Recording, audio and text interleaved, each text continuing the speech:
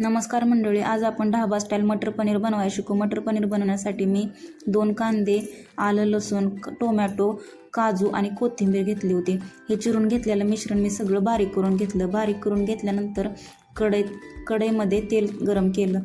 तेल गरम झाल्यानंतर त्यामध्ये थोडीशी हळद टाकून पनीर फ्राय करून घेण्यासाठी ठेवलं। हे बघा, तेल गरम झाल्यानंतर त्यामध्ये थोडीशी हळद टाकून घ्यायची। हळद टाकून घेतल्यानंतर बारीक केलेलं पनीर त्यामध्ये टाकून फ्राय करून घ्यायचं। पनीरचे तुकडे व्यवस्थित फ्राय करून घ्यायचे। फ्राय झाल्यानंतर एका ताटात काढून घ्यायचे।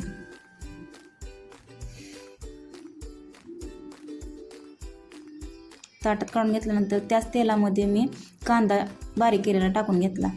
या कांद्यातलं पाणी सगळं आटेपर्यंत, लालसर भाजेपर्यंत हा कांदा हलवून घ्यायचा। त्यानंतर बारीक केलेलं टोमॅटो टाकून घ्यायचं। हे सगळं व्यवस्थित हलवून घ्यायचं आणि कांदा टोमॅटो मिक्स झालेला एका साईडला कढईमध्ये सोडून घ्यायचा आणि त्यामध्ये 1 ते 2 पळ्या तेल ओतून घ्यायचं। तेल चांगलं गरम झाल्यानंतर त्यामध्ये जिरं मोहरीची फोडणी द्यायची। जिरं मोहरी चांगली तडतडू द्यायची। तडतडल्यानंतर लसूण खोबरं टाकून घ्यायचं। त्यामध्ये लसूण खोबरं टाकल्यानंतर तरी पावडर 1 चम्मच टाकून घ्यायची। गावरान मसाला 1 ते 1.5 चम्मच टाकून घ्यायचा। हे सगळं व्यवस्थित हलवून घ्यायचं। त्यामध्ये बारीक केलेलं आलं लसूण टाकून घ्यायचं। आता हे सगळंच मिक्स करून घेऊयात।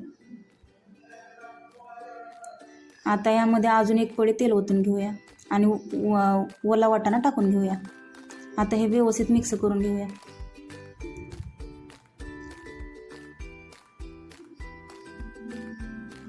त्यानंतर मटर पनीर मिक्स मसाला अख्खं पॅकेट असतं त्यामधलं अर्ध पॅकेट टाकून घेऊया। आता हे व्यवस्थित हलवून घेऊया। त्यानंतर थोडंसं पाणी ओतून घेऊया त्यामध्ये, त्या मसाल्यात, तयार केलेल्या मसाल्यामध्ये। आता हे चांगलं व्यवस्थित हलवून घ्यायचं। थोडीशी उकळी येऊ द्यायची मसाल्याला।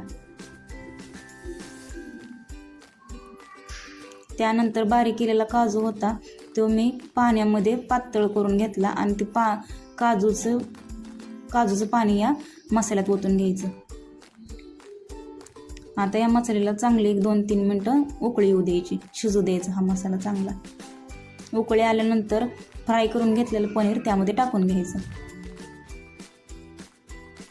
हे बघा, पनीर टाकून घेतलं। त्यानंतर वरून थोडीशी कोथिंबीर टाकून घ्यायची। कोथिंबीर टाकल्यानंतर